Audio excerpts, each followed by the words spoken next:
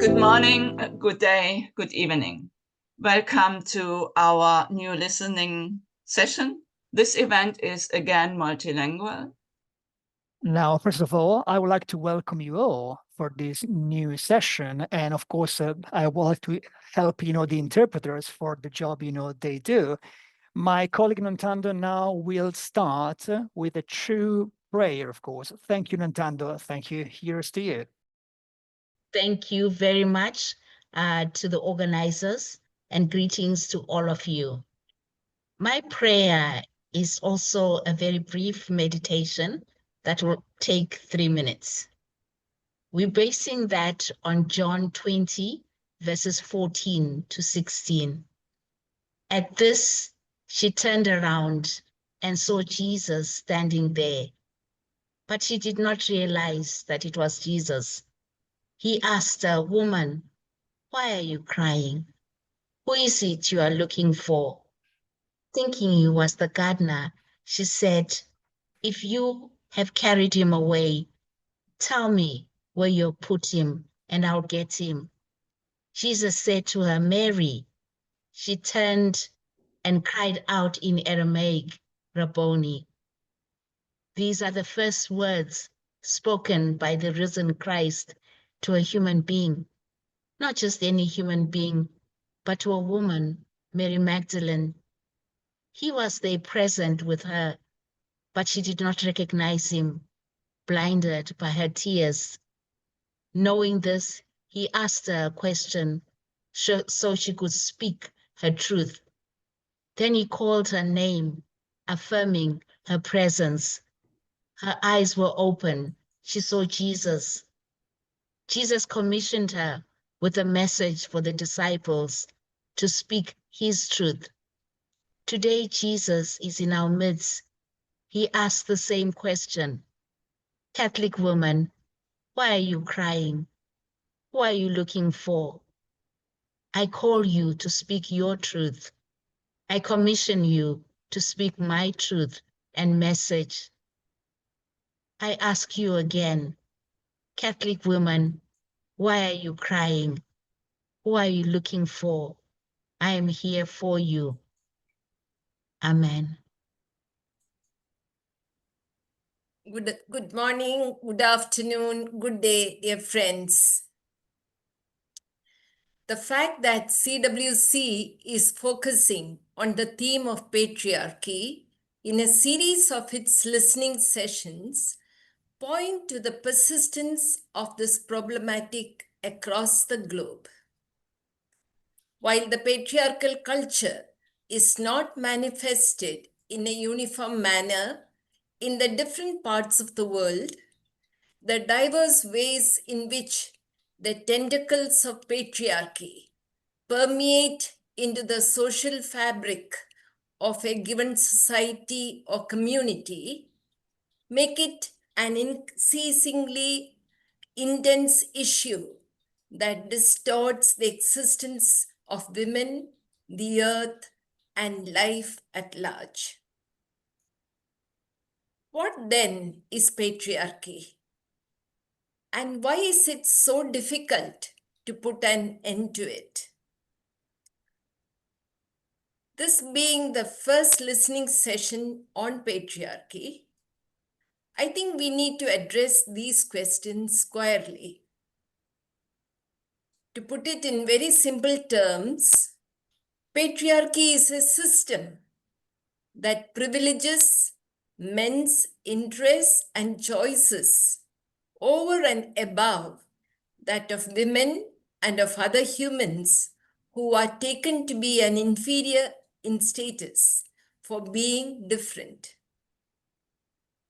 This male privilege is all about how power is exercised, and so the term patriarchy, that translates literally as rule of the father, has become a culture that is deeply ingrained into the economic, political, religious, legal, and other socio-cultural systems that govern the life of humans and that of the earth.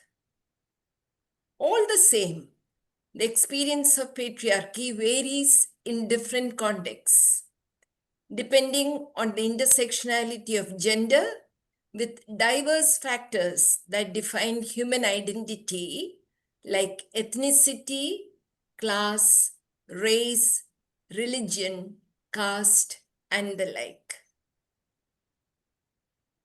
As an analytical category, while the term patriarchy is critically deployed to unpack the key constituents of authority and power in any social system, this does not mean that we as women are either totally powerless or totally deprived of rights, influences, and resources. Nor does it counterpose men as oppressors and women as victims.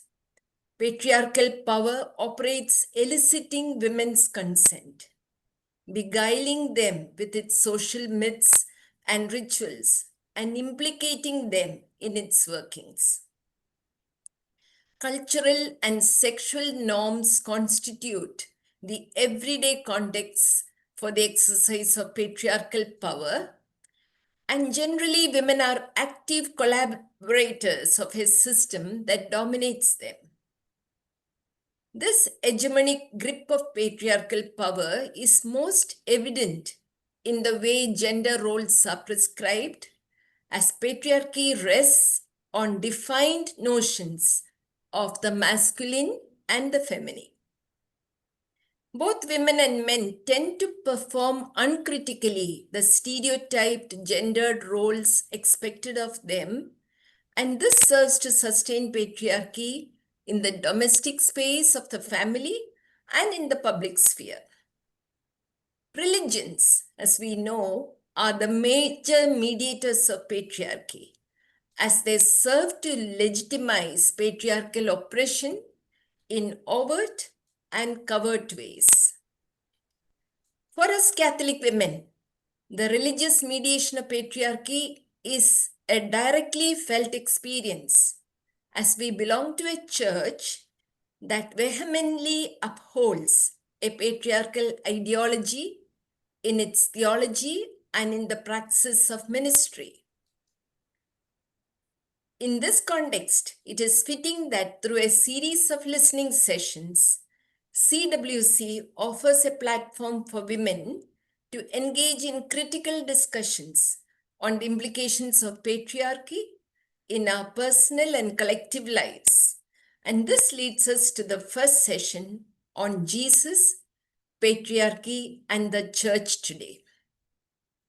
Surely in the prayer that Nondando has initiated us, somewhere we heard the question from Jesus, Catholic women, why are you weeping? And I'm sure in the course of today's deliberations, we will have the answer and we will know how to be like Mary Magdalene, to stop weeping and to march forward. So Sister Geraldina Céspedes OP will animate the discussions of the session. And I'm sure that her presentation will help us to identify the patriarchal chains that continue to bind us and see how we can work towards bringing about change in the light of our Christian faith and mission. CWC Executive Member Teresa Casillas Fiori will introduce Sister Geraldina. So over to Teresa. Thank you.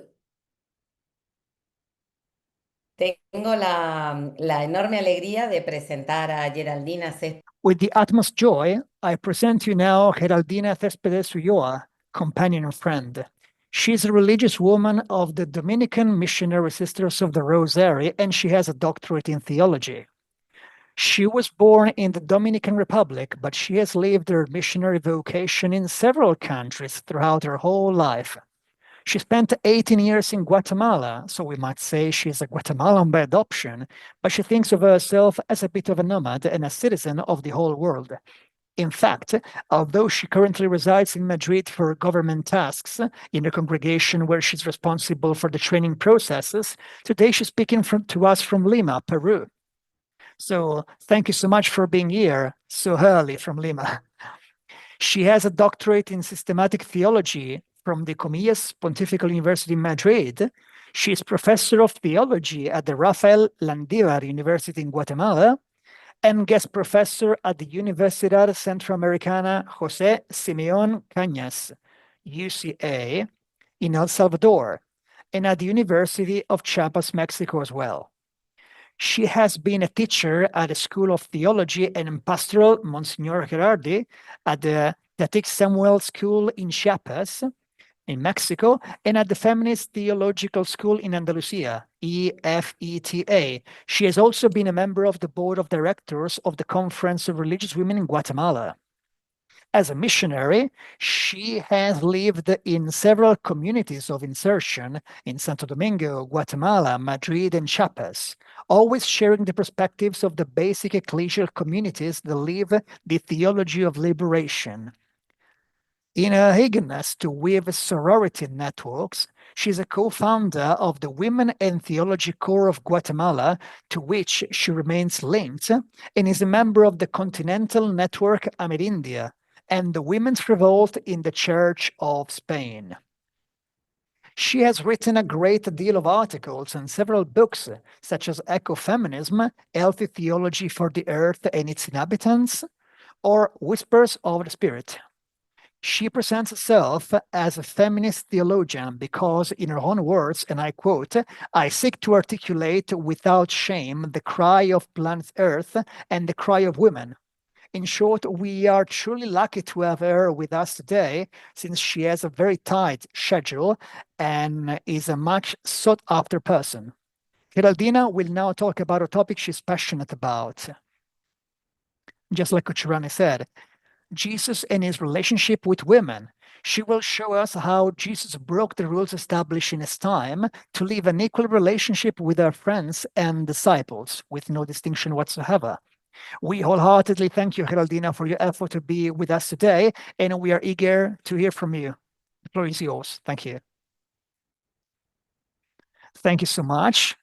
Good morning to everybody. Well, I'm giving you a huge embrace to everyone. I'm so happy to be here with all of you in this morning, afternoon, or evening where I come from, of course, in Lima, Peru, where I'm right now. So once again, thank you. Nantando, thank you again, because, you know, the prayer you said before, well, you put us in an amazing context, a very lovely context. And, you know, it's good to be back talking again with you. Thank you, Cucciarani. Thank you, everybody who is here with me today. I would like to start with a tale. A few years ago, the Catholic University where I was working asked me to organize a conference about Jesus of Nazareth. It was for scholars, professors, and students. And in the very moment I had the freedom to choose a title for advertising the conference, I chose this title, Jesus of Nazareth, Someone Countercultural and Anti-System. The theology department authorities, well, they thought it was quite a provocative title. And so they decided it was better to choose with this one, like Jesus, someone unclassifiable and peculiar. In spite of all this title imposition, I spoke of what I had already chosen since the very first moment. Somebody who is, of course, anti-cultural and anti-system. Well, in this conference, of course, I would like to start to be there in a place. And as you will see here in the slides on screen is a very little presentation. I think this is, let me see if you can check it on screen. Let me see. Okay, yes, we see here it. is. Yes. Oh, yeah, we see it. Yeah, it's correct. Good. So what I would like to start off with is having this conference with the background of this statement that Jesus was truly somebody countercultural and anti-system. And that's the paramount starting point to destroy the socio-religious patriarchate. And you can reach this statement and the meaning of the statement with two things, two fundamental things, two observations. The first one a critical look with feminist lenses to the historical context in which Jesus lived, that is, the first century Palestine. And secondly, with a careful reading and with the hermeneutics of the suspiciousness of the Gospels, just like, the feminists say when it comes to this, gospel, text. Following these two things, these, two issues, what we'll see together in this conference, of course, of mine, this kind of approximation that I'm going to do, well, it's going to be basically divided in 3 parts. We'll be very close to the context in which Jesus lived, the manifestations of the Patriarchate. Then we'll have a second point, the transgressive practices and stances of Jesus before the socio-religious Patriarchate. And third, we'll have the implications of the practice of Jesus before the very transformation of the church. So that's the final part, but we'll be building something, especially on that, because, before the breakout room, we will have plenty of food for thought. So when it comes to the context part, about the Patriarchate, the patriarchal context, I would like to start by emphasizing the importance of the context, because it follows also the discovery of the contextual framework as a fundamental key to be able not only to better understand the outreach or the scope of the biblical text, but also to be able to have a dialogue, a constructive dialogue of context, okay? That is comparing the context of yesterday with the context of today. Because I always say that without taking this into serious consideration, it will be truly difficult to get the connotation, the meaning, the impact, and also the outrageous side of some biblical passages. So without context, there is no text, okay? It's just the right saying. So starting from the context, truth be told, it is something, as we all know, inherent to the feminism, because feminism has always been a contextualized perspective, okay? Aware of the context from which everyone, all the subjects, act and, of course, speak. The biblical approximation to the matter of Jesus and the women, starting from the feminist point of view, has always taken into consideration that text and context, they are inseparable. The same can be said, of course, when it comes to the relationship between the text and those people who read and interpret the text, of course. That's why I would like to say that there is no reading. You have readers, okay? Readers who are, of course, women, mujeres, who are shaped by the context, by some options, by the experiences, and by given interest, of course. That is, I'm going to just approach even more the Patriarchate and, of course, its manifestations in Jesus' time. Cucciarani, of course, just gave us a very great introduction. So thank you once again, but I'll be just, going a bit in depth into that. But I'm going to say that Patriarchate, even though it's quite clear right now, basically gives a distinctive time and space to men and women, okay? But especially it grants a distinctive meaning to that time, of course, and space to the women. We all know that when space is interpreted and, of course, ordained in a social level, receiving a particular connotation or value, well, it's not anymore simple space, but we call it territory. And from here, we have another concept that is territoriality, because territoriality is a category which today emerges strongly and vehemently and brings us to live with conscious. That is, everything we have all around us is influenced by that, because everything is always time related or space related. We call it territorialized. That is, it takes place or happens in a given concrete space and time. And so territoriality is a crucial matter, starting from the point of view of the fight of the people to save their socio-cultural spaces and their ecosystems. Among the experiences of colonization, exploitation, depredation of their territories. The territoriality is a concept of strength, okay, in the movements of emancipation of all women.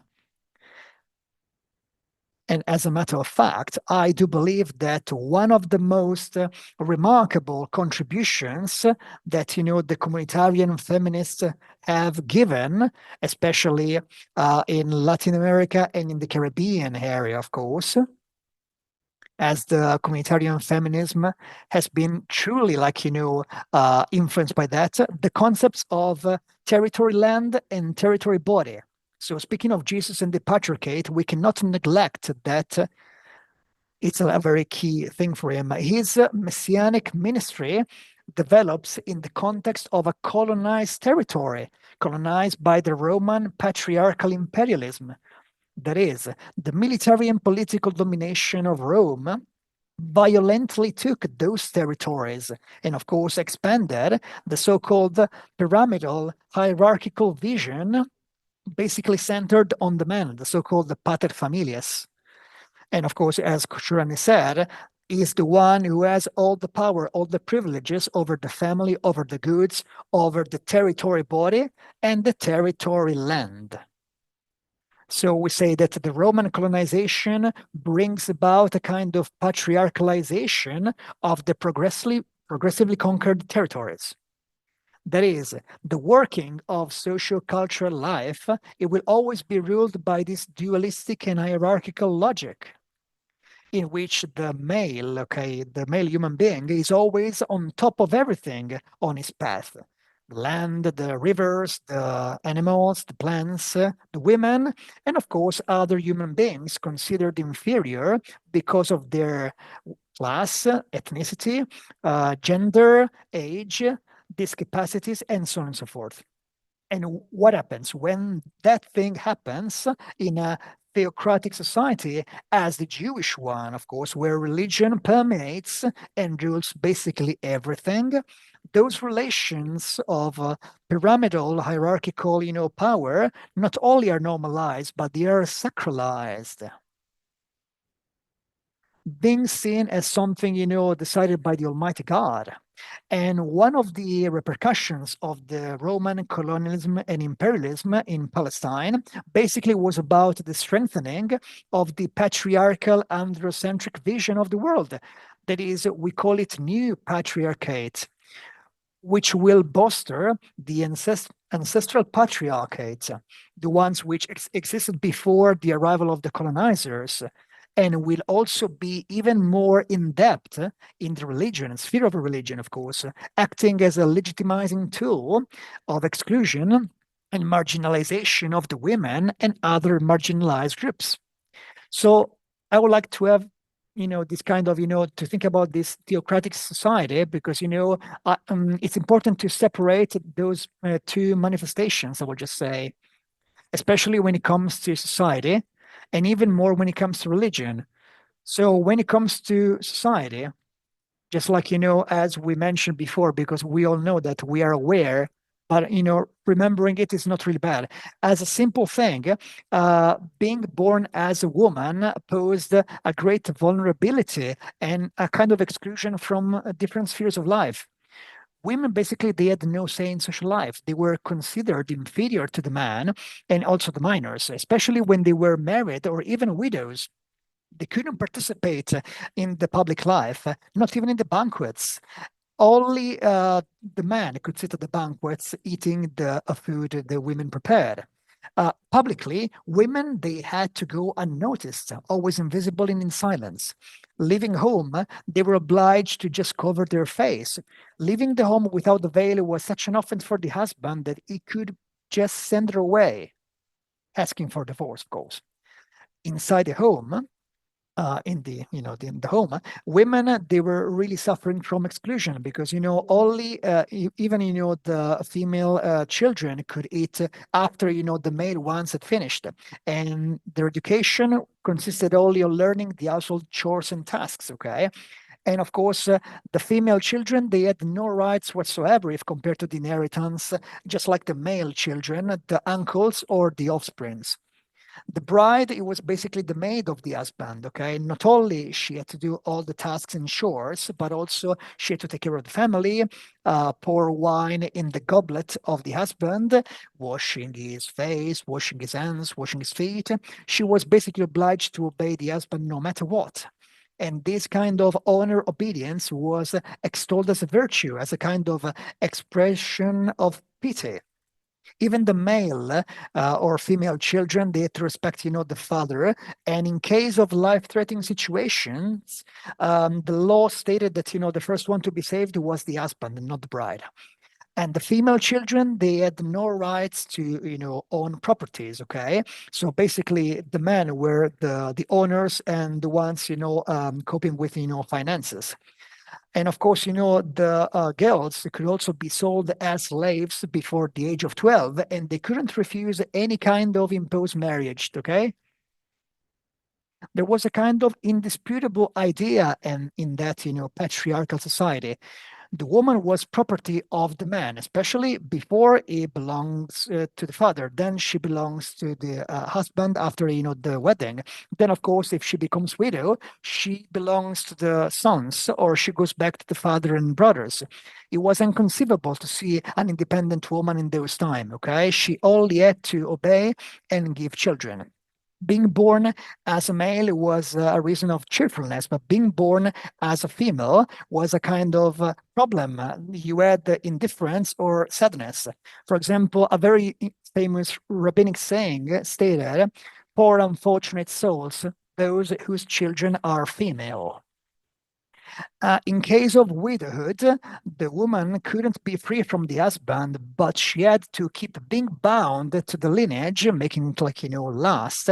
And so she had to get married to the brother or to the brothers, okay, of the late husband. It's called the so-called law of the levirate or the brother-in-law.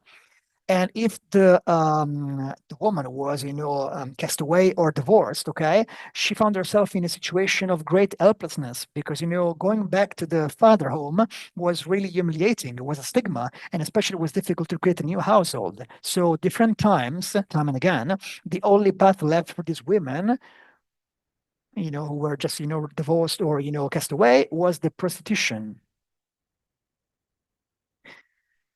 So let's check now the religious, context now. We have to say that being a woman totally prevented, the religious belonging from taking place. In addition to that, you have to add other intersections which exacerbated even more the exclusion and marginalization. For example, being a sick, foreign, poor woman, being a kid, being widow, being unfaithful one, or being a prostitute. Women were basically excluded from all the religious life of their time, okay, whose protagonists were only the men. So they couldn't participate to the Abrahamic alliance. As we know, the initial rite of incorporation was a circumcision, through which they were basically excluded by the chosen people. And the Decalogue, it was only for the man, okay? Treating women as objects, okay, of the husband, okay, as goods of the husbands, okay? Before the law, women had no dignity, okay, if compared to the ones of the man. They were basically subjugated to all the prohibitions as the man, but you couldn't rely on them as active subjects of religious life in the village. They were not obliged to pray the Shema every day, not even to make the pilgrimage to Jerusalem during, the Easter, the Pentecost, and Tabernacles holidays. In everything which was about, God and the expression of faith, you only had the man, okay? They were enough. When it comes to controlling the women, it was basically done through the law of purity. Women were impure during their period and after childbirth, okay? People and objects touched by them in that period, well, they still remained defiled or contaminated. So perhaps for this reason, they were basically excluded from the priesthood, and they couldn't even access the Sancta Sanctorum and not even fully participate in the worship.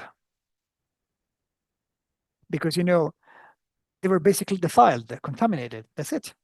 In the synagogues, women, they occupied the less visible and less important places, that is behind the stands, okay? In the temple and the synagogues, they had to be separated from the man, and they could only access to the forecourt of the heathens, of the women. But what happened? They had even more days to wait because, for example, if they had given birth to a male child, 40 days of waiting. If they had given birth to a female child, 80 days of waiting. And if they had their period, they couldn't enter for 7 days. So it means that basically they were constantly living this ritual impurity state with a feeling of inferiority and estrangement from God, which resides in the temple, as we know very well. Women couldn't read, they couldn't speak, they couldn't explain the law, they couldn't even show the kids what to do or pray during the Mass. In the household celebration, they could only light the candles, pronounce only some prayers, and taking care of a few details for the Shabbat, the Saturday one.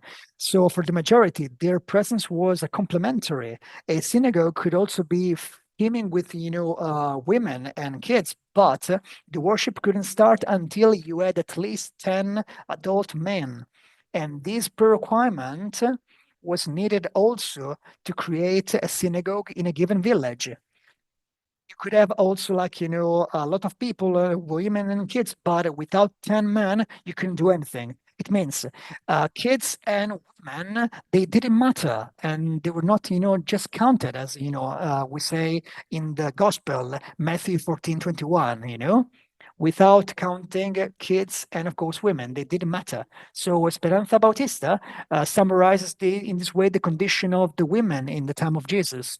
The Jewish, sinful, small, poor woman found herself in a situation which was about a kind of paradigm of marginalization. What I always feel very important as the context, I think, is also the unconventional practice and attitude of Jesus in the Patriarchy. And this is an invitation, something very important to interpret in the right way the Bible. What are his unconventional and anti-system approaches towards women? Now, we need to understand that Jesus was someone unconventional and anti-system. In the place and time in which Jesus used to live, there were a series of keys and laws which were part of the essential nucleum of his culture. There was something that we could call the circle of the nice people, the circle of the good Jews, almost entirely composed of men from the social elite. In this circle, there was no place for women, and they had their own specific territory based on what the patriarchal system and the patriarchal compassion had considered as the adequate place for them in the religious and social structure. The counterculturality of Jesus and his approach in his anti-system way of seeing things is something that we can recognize in many parts of Christology, a field that deeply analyzes his approach. And in this case, we will just focus on the part related to patriarchy. We see his anti-cultural approach in confronting patriarchy. So we can see Jesus' approach in the time and place in which he lived and the people with whom he was. He was an unpleasant prophet. He fits his culturally historical mold. and destroys the habitual way of doing things. Jesus chooses to be out of the circle of the well-mannered people. And something that we can see also here in this graphic, which is very interesting, because here we can see the stereotype. What is the good Jew going to say? He is a man, he's an adult, so all women are excluded from this circle, together with the prostitutes and the children, who are placed in the yellow circle, the circle in which Jesus chooses to stay. He also knows and applies the law, something which is opposed to the illiterate and pagan people. Moreover, this circle makes people pure in their body. So from this circle, all people who came from outside of this circle were excluded. And then there was a deep relationship with their own body. They were pure in their body. Therefore, those who had health-related problems could not be part of these sections, and women were part of this circle. However, the good news is that Jesus chose in this yellow circle, therefore outside of the circle of the good Jew. Here there are some things that I don't need to show. Jesus was someone who was unconventional and anti-system, and I would like to highlight this because this is a very tense issue. We need to be very clear on the fact that Jesus was part of the culture of his time. The first thing we need to be very clear on is that he was a Jew, and he never ceased to be a Jew. And the same goes for Mary, the disciples, men and women. And I think that by talking of Jesus, enculturation needs to be considered as an enculturation of God. This enculturation becomes real in the flesh of this Jew who was Jesus of Nazareth. So we could safely say that he used to normally participate in the Jewish customs. However, if we look at Jesus' actions and at his life path, we can safely highlight that Jesus did not only enculturate himself, but he was also countercultural, meaning that he was acting in a countercultural way compared to the hegemonic culture. And this is very important to defeat patriarchy. This dimension of counterculture in life and in the actions of Jesus has not been sufficiently explored and needs attention. However, we are the ones who could focus on the specific practices which were considered normal as in the Jewish people. And we can say that Jesus destroyed all these practices. He wanted to go out of his cultural molds. This is why I say that he developed a counterculture. And when I say counterculture, we talk about a set of values which create an alternative culture focused on practices which are in clear contraposition to the dominant culture. And it's quite clear that there were moments in which Jesus adopted countercultural attitudes which represented a challenge to the patriarchal hegemonic values. Many were the areas in which we can highlight this countercultural approach of Jesus. For example, when he talked about money, violence, marriage, heritage, patriarchal family, the political system, and many other elements. However, we need to also understand how Jesus was countercultural in the Jewish and Greek Roman patriarchal system, which used to exclude women from the social and religious life. In the Gospels, if we focus on that, we are struck by seeing Jesus surrounded by women in many situations and circumstances. It's something surprising because no rabbi and no prophet from Israel could have lived the same experience with this clarity. And we need to focus on that because an original characteristic in Jesus' movement is the novelty in his approach with women. He doesn't consider them as a source of temptation or contamination. He comes closer to them without any fear, and he treats them openly without being conditioned by Match's prejudices. So he discerns his actions with them with freedom without being conditioned by the norms of purity and impurity, and he breaks the law when he wants to help women or heal them. The movement which develops around Jesus is inclusive and involves all men and women. Here are also included marginalized people and women, and we know that in the group of disciples surrounding Jesus there were some women, and this was a challenge to that patriarchal society which didn't consider them as important and didn't allow them to enter the apostolate or in learning the law. I would now like to shortly list for you some transgressions that Jesus made in the patriarchy.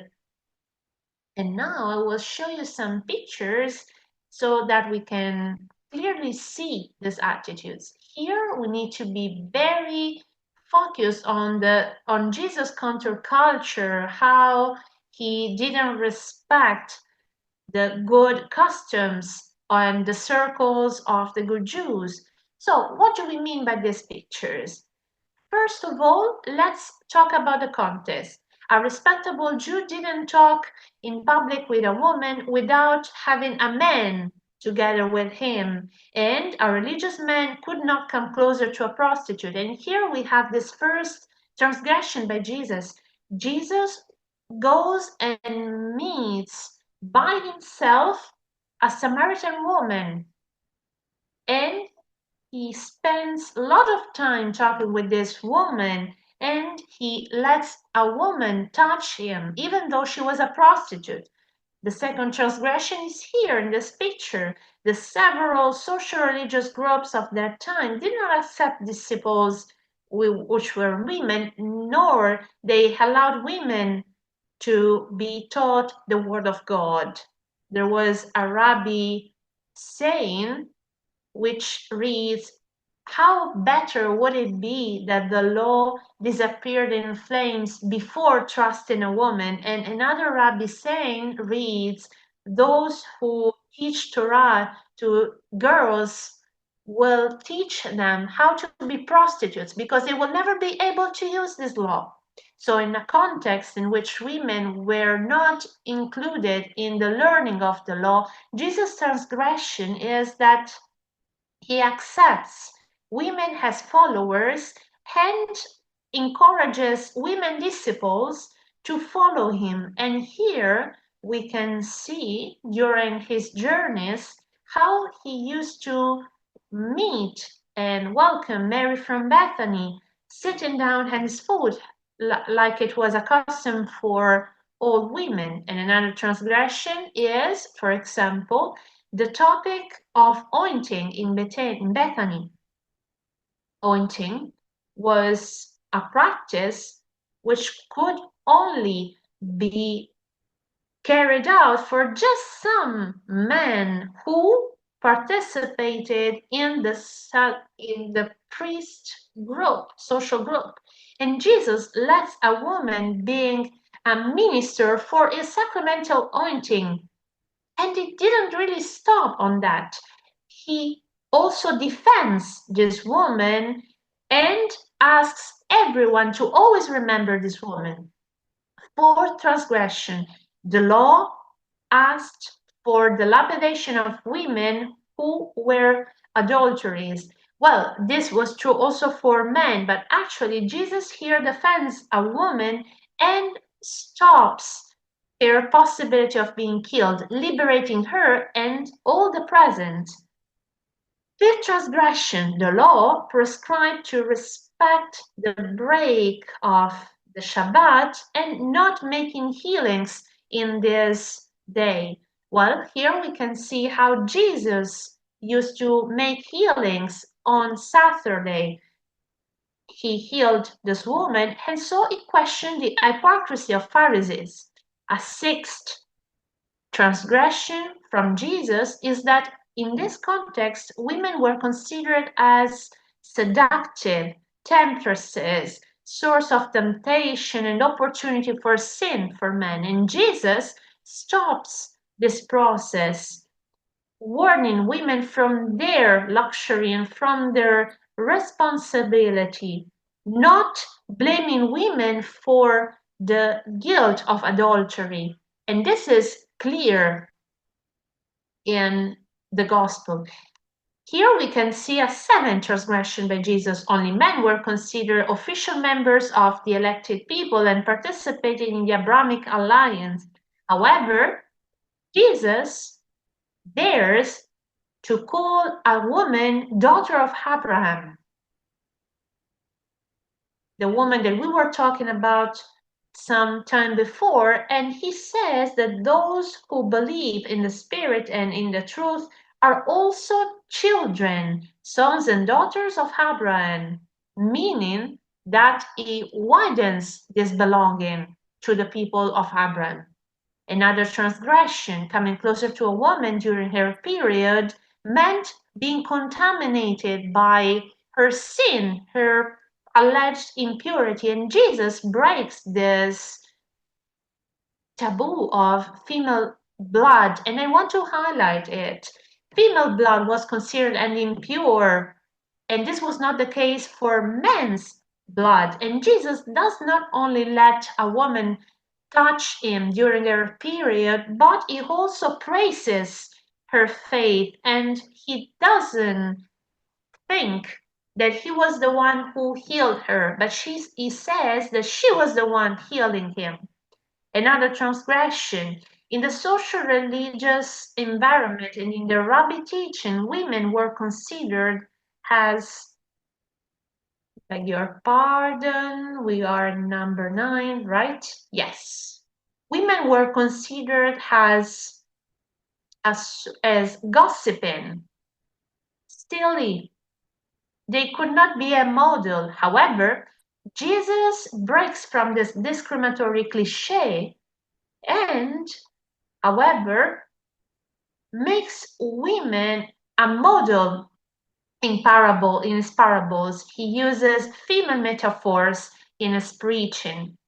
A 10th transgression by Jesus is that in the social, family, religious environment, the hierarchical and pyramidal structures were strengthened. For example, the authority of fathers on women and children, and Jesus instead creates a community which is not based on these patriarchal relationships or on these hierarchical and pyramidal structures. For example, in this community in which there is no mentioning for father, they only focus on mothers, brothers, and sisters. An 11th transgression, which we can see here, is how women were considered as inferior, as always minor in age, without possibility of teaching or understanding, and they could not be given any important responsibility. Well, Jesus had women teachers, women. Jesus wanted women to teach him how to amplify his scenarios. There were the Syrophoenician women, the Samaritan woman, his mother, and many other women from which Jesus learned many things. Moreover, Jesus entrusts the great responsibility of all to women in sending them. With this, with talking about women as the first witnesses of resurrection, we come to the strongest, we come with the strongest transgression. Women were not trustworthy. They were not witnesses, and women were considered as best actors only if they were silent and invisible. And Jesus makes them visible, hence the greatest responsibility. Once he was risen, he makes women the privileged witnesses, sending them as apostles to announce resurrection and to be the most important stone, the pivotal stone in the church. I don't want to just focus on Jesus' transgression, because another way of interpreting Jesus' actions is the Bible, analyzing and discovering what are the things that women do, what are their transgressions. Because if on the one hand it's surprising that Jesus has this attitude towards women without respecting the stereotypic behavior of Jews, in the gospel there are also extraordinary initiatives by some women who dare transgressing what society and religion had established as normal for them. I think it's also very important from a critical point of view to focus on these transgressions by women, because if we only focus on Jesus' actions challenging the social religious status quo, I think this would mean replicating this patriarchal vision, ignoring the initiative and actions of women for their own liberation.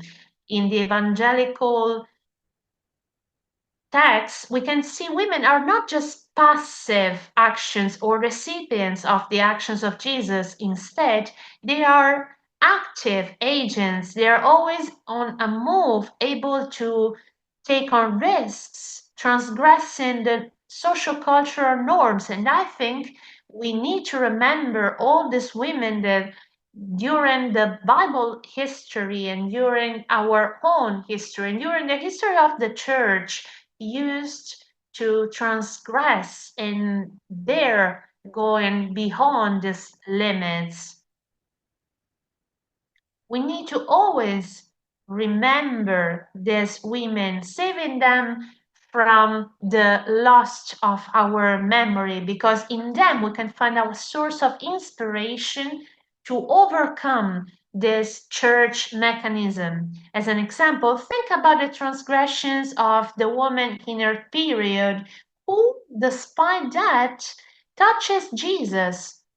Think about the woman who oils Jesus, making an unusual gesture as a critique of the social religious system, the Syrophoenician woman who questions the Jewish nationalism. Think about Mary Magdalene and all the women following Jesus from when he was in Galilee to his death in Jerusalem, transgressing norms to follow this prophet. There were women who, in that patriarchal context, overcame these patriarchal norms.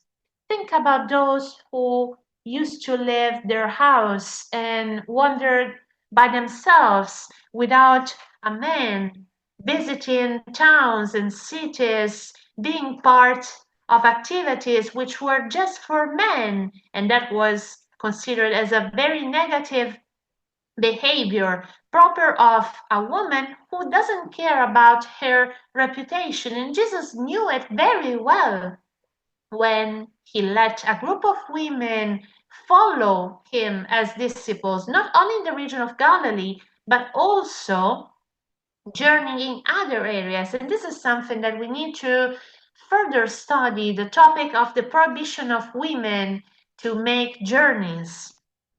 So this journey of women towards Jerusalem with Jesus was pivotal. And I would like to also highlight that Jesus was someone who can be considered as post-religious. He was a critic in the religious status quo. The information from the gospel do not allow us to affirm that Jesus was anti-religious. We could safely say that Jesus was someone post-religious. Understanding Jesus from this post-religious paradigm means placing it as a human being who, from a deep experience of God, was able to transcend the religious system. He didn't create any religion, but rather invited us to go beyond any formal religion. This is the reason why we can say was someone post-religious, acting in liberty, making a prophetic critique of religious based on religion. A critique on religion based on religion. In this sense, Jesus places the ethics and practice of compassion towards our neighborhood at the center of the ethic.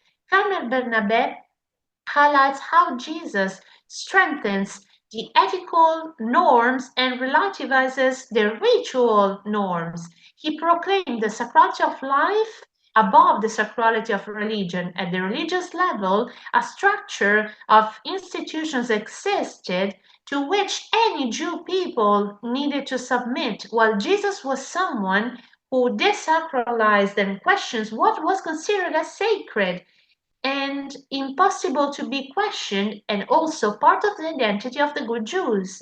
The Gospels tell us about fights between Jesus and several social groups of his time due to his positions towards these untouchable topics, for example, the religious institutions, such as the Holy Time, Saturday, the sacred space, the temple, the sacred institution, the law, the sacred person, priest. Jesus makes it all relative.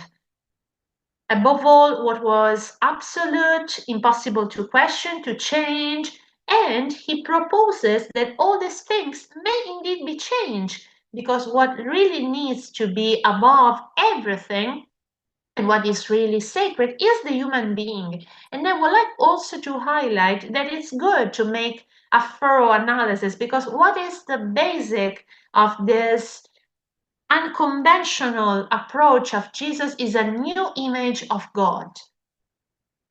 And this is a very long and important topic in all the images of God linked to the Patriarchy. I would like to just focus on two pictures which Jesus destroys and that are the most damaging for people and for our Mother Earth, the God of perfection and God as power.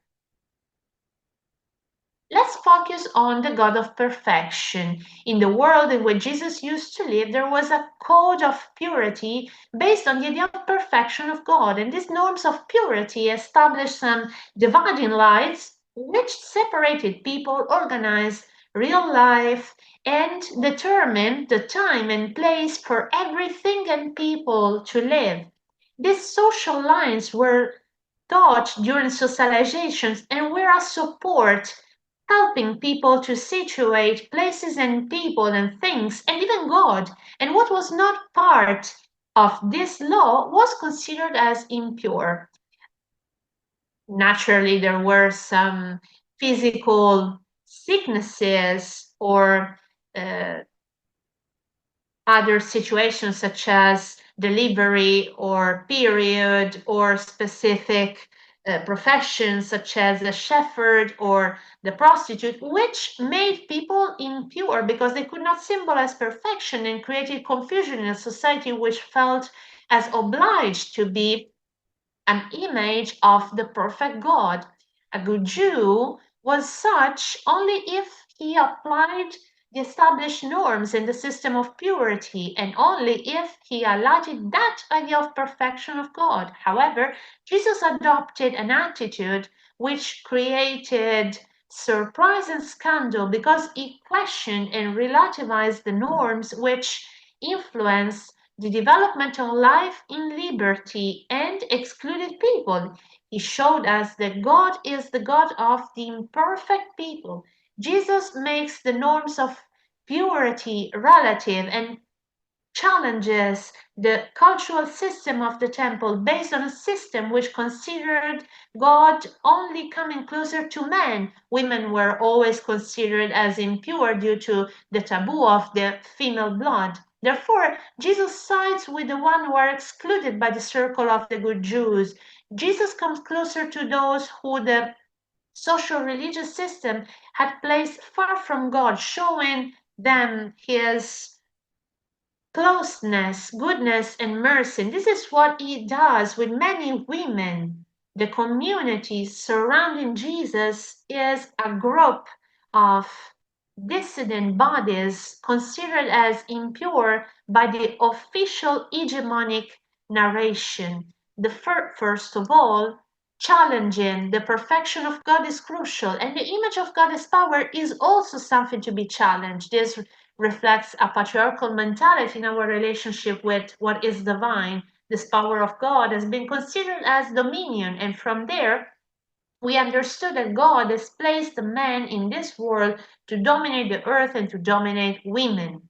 Traditionally, we have always imagined God as a supreme king in a place and with symbols of power surrounded by servants. This is a representation of an omnipotent God, far from the world and in conflict with the picture of God revealed to us by Jesus. I always say that Jesus gave us a lot of gifts and many beautiful things, but the most beautiful gift that Jesus gave us is a new image of God, a God who is really closer to us, whose power is alternative, and whose power challenges this conventional way to intend this world. The power of God, because we don't focus on the specific power of God, but the one that Jesus showed us is countercultural. And we could say that Jesus emptied himself from this power and he lived a sort of kenosis,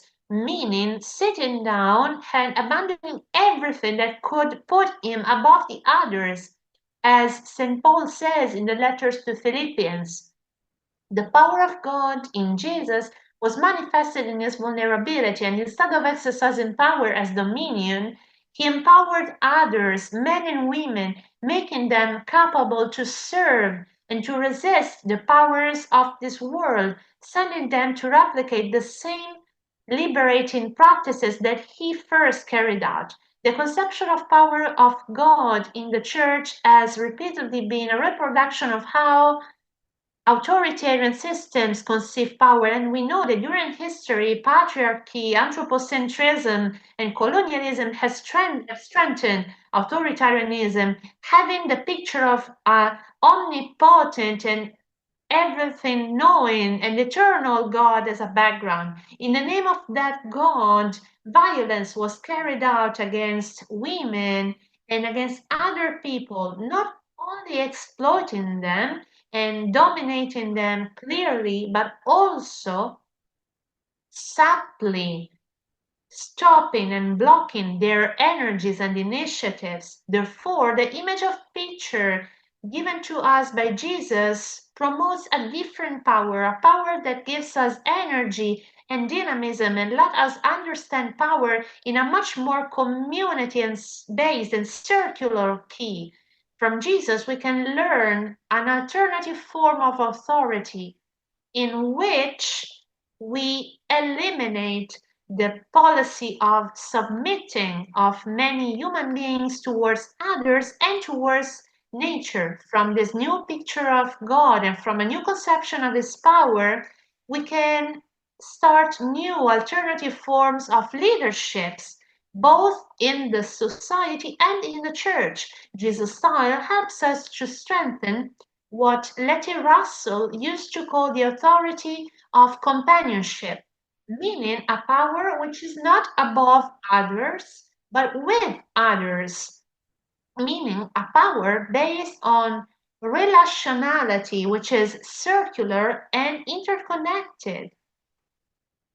and a quotation from a book I wrote, which I would like to read for you. In the face of the exercise of power as distraction and submitting, we need to open up to a picture of God which lets us to develop the power of creating and loving all that exists, to be friends, women and men of life as God is, being men and women developing our power to be able to heal the wants of our world and our earth, to recreate relationships of harmony among all human beings, going beyond antagonism, competitiveness, and the dominion of some people over others, to open up to relationships of mutuality and reciprocity. In this way, we will mirror a picture of God whose power is the ability to love, to care, to recreate, and to favor the blossoming of life, a power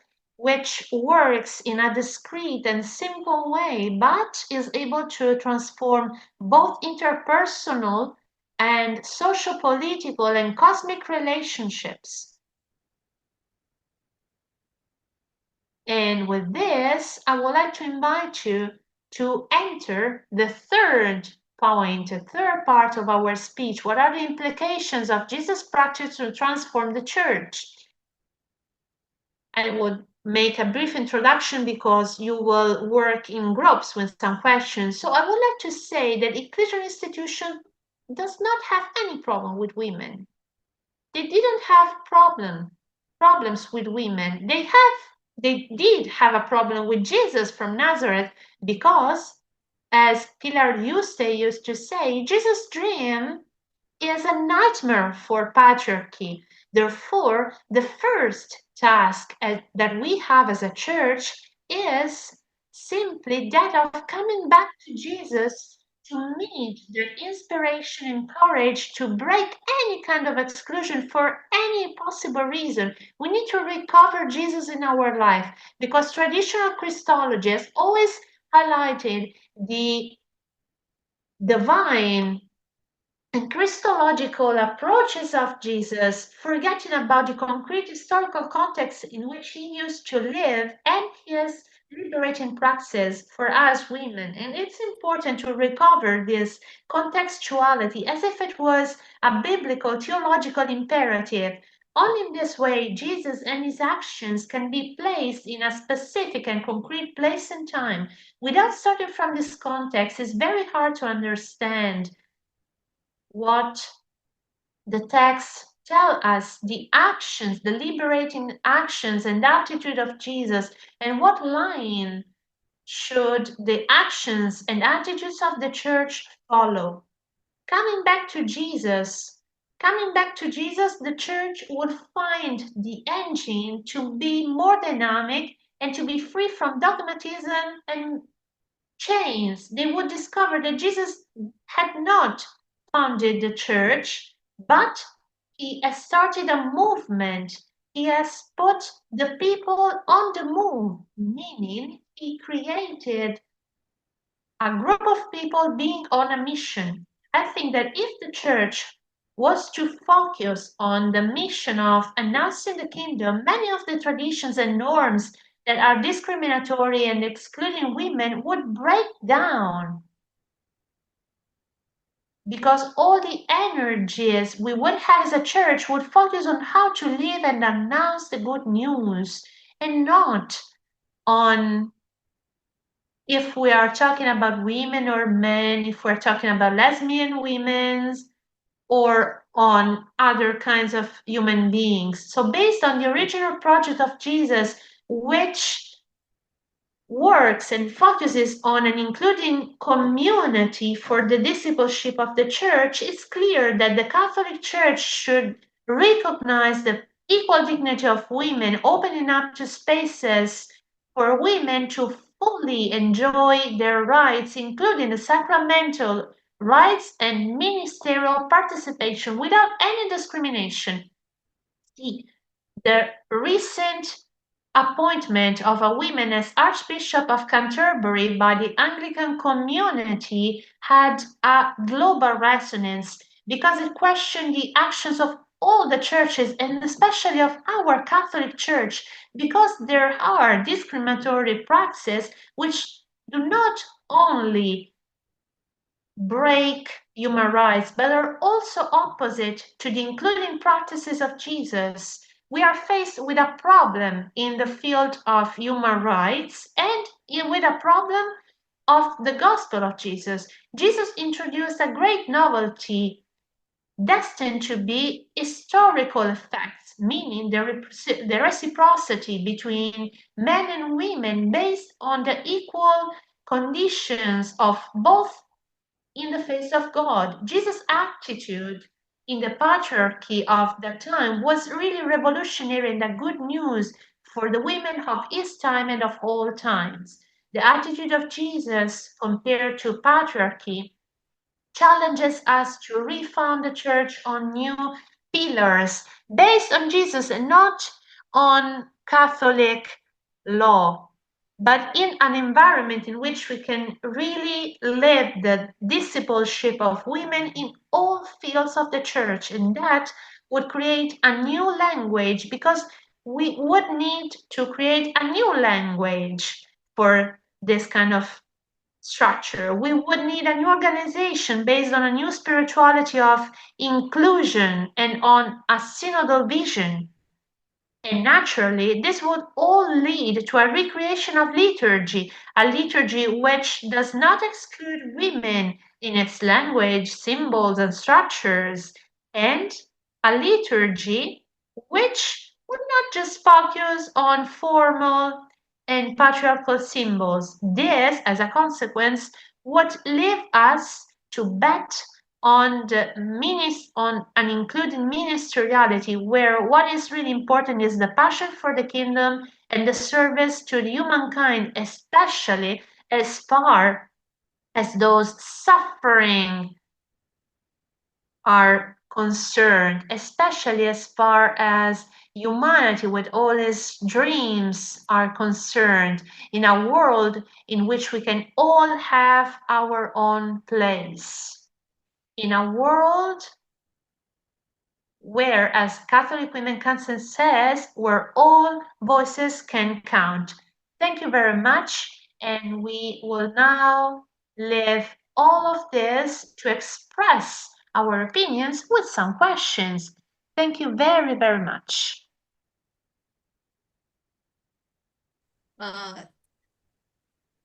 Thank you very much, Geraldina. From all these hearts and claps that are going up on the screen, you know very well how much everybody has enjoyed your talk. You were very, very clear, very comprehensive, and you've done enormous justice to the topic given to you. Thanks a lot. Friends, we know how Geraldina has explained so clearly the pervasiveness of patriarchy in Jesus' times, and how Jesus transgresses this very systematically, using every opportunity. And I'm sure she has invited us, challenged us to become transgressive like Jesus Christ in our understanding of God and in our understanding of being church. We do not have time for question and answers because we need to move into the breakout rooms very soon, and we won't have interpreters. So I really want to thank Geraldina once again for this brilliant session. And friends, before I hand over to Regina, I want to introduce the next topic of the next listening session of CWC. As we said right at the beginning, CWC is going to have a series of listening sessions on the topic of patriarchy. So the next listening session will be in the month of December, and we will look at patriarchal violence. What are its roots and what root causes and its manifestations. And we will be focusing very specifically on religion, because we all know from our lives how patriarchy is being challenged all the more in the economic, social, whatever sphere, secular sphere. Whereas in the sphere of religion, it is very, very adamant. That is why we need to look more critically at the operations of patriarchy in the sphere of religion.